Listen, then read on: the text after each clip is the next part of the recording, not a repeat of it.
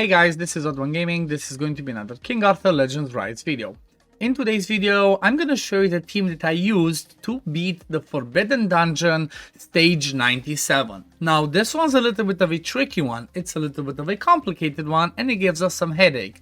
However, this is an amazing stage because it does give us, I managed to beat it already, pre-recorded, but it does give us the Flame Relic, right? It does give us the legendary Flame Relic shard, which we can summon, and obviously you want to try and get that. So before I show you the team, I just want to mention I'm doing King Arthur content daily, so if you're not subscribed yet to the channel, I would really appreciate it. Also, there's a link in the description and the pinned comment of this video. If you want to support me as a content creator, you can click that, hit support. It costs you nothing, helps me a ton, plus you're gonna get some free coupons every month by supporting me. They will go on your supporter page. Just scroll to the bottom. So I really appreciate your support.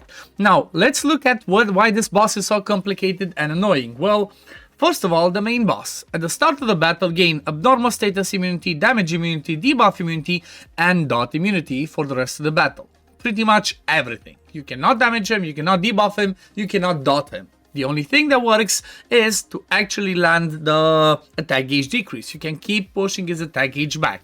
That's the only thing that works.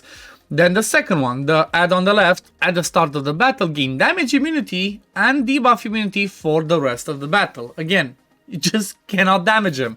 Pretty straightforward. And then the third one, it says at the start of the battle, gain abnormal status immunity and dot immunity for the rest of the battle. So pretty much the only one that you can actually do damage against is gonna be the one on the right with raw damage. However, you can also do to this one damage with dots, right? Damage over time, go through the damage immunity. You might remember there was one in story when Merlin had that and you were like, how do I kill him? Just put dots on him.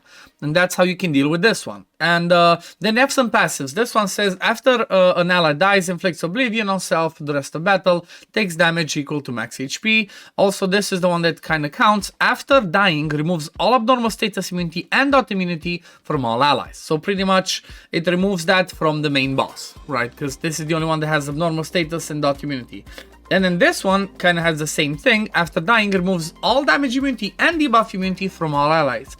Here's the caveat though. This one's bugged. I'm not sure if it's bugged for everybody, but for my account it's bugged because I killed him and the boss still, the main boss, Fallen Tyrant Vendors, he still had damage immunity. So pretty much the way that I had to deal with it is I just had to dot, right?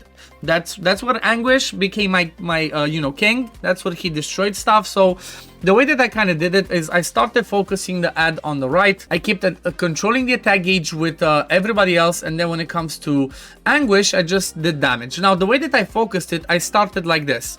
With Anguish, I only did the first kill so that I always had Vigor for Bedivere to kill the one on the right. Okay, that was my main goal. So skill 1, Bedivere still has the attack gauge, but sometimes when I had enough Vigor, I did start the landing dots on the ad on the left, as you see. But the one on the right is obviously gonna die pretty fast, so I didn't really worry about it. You can see I did a mistake at the beginning of attacking Anguish on the right, just went on the left. I fixed this, now I go in skill 1 on the one on the left, keep landing dots. In the meantime, then I go back with Bedivere to kill the one on the right, which obviously Bedivere can be anybody else. In this fight, you don't really need Bedivere. You could even do it with Anguish, but he just doesn't do that much damage. I guess a better option would actually be somebody like a Rosier, right? If you have Rosier built with some effect accuracy and with some damage, that should be better because, well, Rosier not only brings some good raw damage, but she also can bring some dots. I just don't have mine well built enough to bring this fight, so that's why I didn't do it. Now, after that one dies, I just keep doing the same thing. You see, I keep controlling their attack gauge, especially the main boss, and then with Bedivere, that's it. His only job now is to do the A1, right? First skill, that's about it, and then the king of this fight right now is gonna be Anguish. I just keep landing dots with Anguish on the one on the left to try and take him down. You're gonna see that that's what I keep doing, just dots, and then eventually, let me see, after he gets a turn, I think over here he should be dying. I kind of get to the point where I let them take a turn because obviously damage over time does not take any, does not activate, does not do damage unless they actually take a turn. So at a certain point, I started letting them take a turn. However, not now, because now if the boss hits me too hard, I'm gonna die. So I just made sure that I healed enough with Gillian before I actually let them take a turn. And I think it was somewhere around, let me see, was it here? come on. It's a long fight and I had to manual it. Okay, I think it was over here.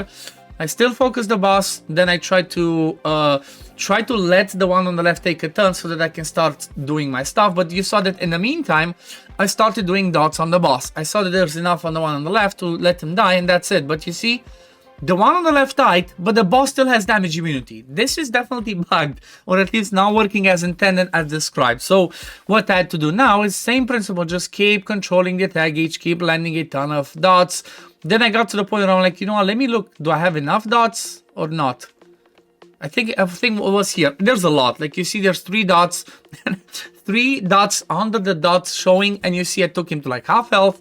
Then I just had to do the same thing, keep going, and then towards the end you saw that he died just by doing that. It's a bit tricky, it's a bit quirky. However, I like that it was fun, right? I like that it was a little bit different. It gave us a different challenge and made us think a bit of how do we actually beat it. So it's funny that when we look at the damage done, the number 1 damage dealer is Anguish because, well, dots are the king of this fight. Now, let me quickly show you the builds that I had on these people. And, nope, don't auto clear because I think I'm going to finish it today. So, first one, Gillian, level 60, 6-star awakened. I do have almost all of her passives skilled up. She's just amazing. She's the queen of attack gauge. She boosts the attack gauge, reduces the attack gauge on this one and then can boost the attack gauge on this one. Her build is Vigor, Accuracy, and Immortal. She has a ton of effect accuracy, 94%, decent speed, and then obviously some HP for her heals. And then the relic is the Flame one, no skill ups in it, but it's level 60. The second one, the team is going to be Bedivere. He's using the Frost Relic, obviously the best one for his damage. Some skill ups in it, level 60, 4-star awakened. Then first 2 passives skilled up. These are the best ones for him, obviously. If you can avoid skilling up the third one, for now, you'd prefer that. He does have Chivalry 3 as well, right? Don't really need that. Chivalry 1 and 2 would be just fine for him. But at the same time, you don't really need Bedivere for this fight. Like I said, you can have Rosier or anybody else, but his build is counter, attack, and then strive for the keepsake. Then total stats, you see 4.5k attack, 158 attack speed, 56% crit rate, and 64% crit damage. Then let's go to Morgan. Then we're going to come back to Anguish, the MVP of this fight. Morgan's running Vigor plus Accuracy, 218 speed, 76% effect accuracy. That's all you care about on her, right? Have enough effect accuracy and then make her as fast as possible. And then if you can do that in Vigor, go ahead. If not, just go with Speed Set. Then when it comes to her passives, do you really want Squall of Thorns to be skilled up if you can? If not, it's still gonna work. Like for this fight, it's not that mandatory, but overall Morgan should have this one skilled up and she should be Chivalry 3. So whenever she does any of her skills, she can land the defense taken, the defense decrease and damage taken increase 3. Otherwise, it only works on skill 1. So definitely keep that in mind. Then the relic, she's the flame one, a few level ups on it. Obviously, you kind of prefer to have this one leveled, right? If you can level this one to max, have a 70% chance to decrease the attack gauge, then that's gonna be the best one. And then now the MVP, honestly, of this fight is Anguish. So he has his Frost Relic, do have some skill ups, but again, don't really care. You're mostly about that chill to land it, those dots. Obviously, if I can get this maxed, I'm gonna go ahead and do it. I'm not sure I wanna do this now, because I might have somebody else I wanna level, but his Relic is level 66 star. He has both of his passive maxed, because, well, at the point where you try to push to floors 100, you're gonna have quite a few of the passive skilled up, especially for a rare like Anguish. Then here's Chivalry 10 because I invested heavily into him at the beginning. Totally worth it, honestly, I really love him. Then equipment, he's running Elemental, which you get by forging from getting the materials from the Forbidden Dungeon, counter set, and then obviously Corrosion for the keepsake.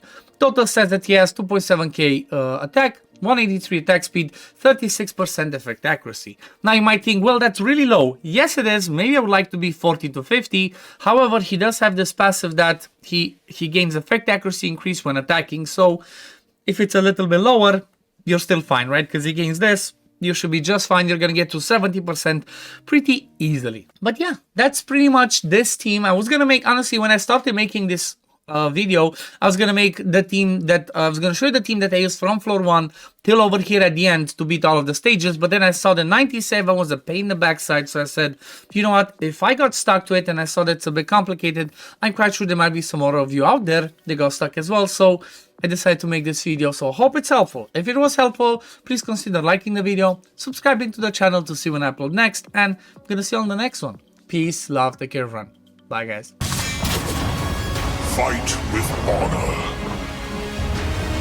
Vanquish the wicked, and you may prove worthy of your legacy.